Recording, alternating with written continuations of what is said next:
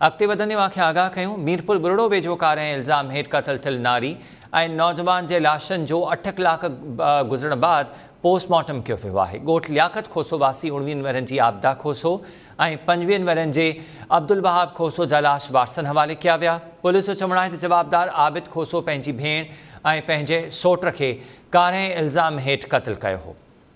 मीरपुर बुरड़ो वेझो कार ऐं इल्ज़ाम हेठि क़तल थियल नारी ऐं नौजवान जे लाशनि जो 8 कलाकनि बाद पोस्टमार्टम कयो वियो आहे। ॻोठ लियाकत खोसो वासी 19 वरनि जी आबिदा खोसो ऐं 25 वरनि जे अब्दुल वहाब खोसो जा लाश वारसनि हवाले कया विया। पुलिस जो चवणु आहे त जवाबदार आबिद खोसो पंहिंजी भेण आबिदा खे ऐं पंहिंजे सोट खे कार ऐं इल्ज़ाम हेठि क़तल कयो।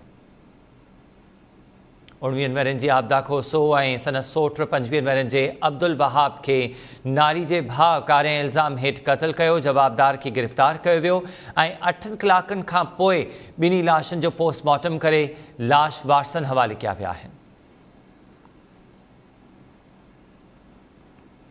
अब्दुल लतीफ़ मस्तोई खां तफ़सील मालूम कयूं था। अब्दुल लतीफ़, आगाह कजो, नारी ऐं नौजवान खे कार ऐं इल्ज़ाम हेठि क़तल कयो वियो। 8 कलाकनि ताईं लाश अस्पताल में पयल रहिया, हाणे पोस्टमार्टम कयो वियो आहे।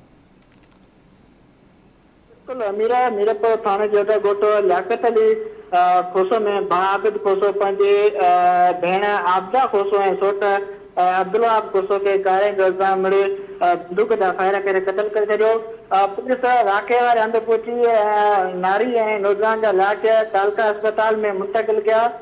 तालका अस्पताल में डॉक्टर नौजन जे करे नारी ऐं जेको नौजवान आहे हुननि जो लाश जेका आहिनि उहो पोस्टमार्टम न थी सघिया। उहो 8 कलाक गुज़रण बावजूदि पोइ जेको आहे इहो लाश जेको आहे पोस्टमार्टम कया।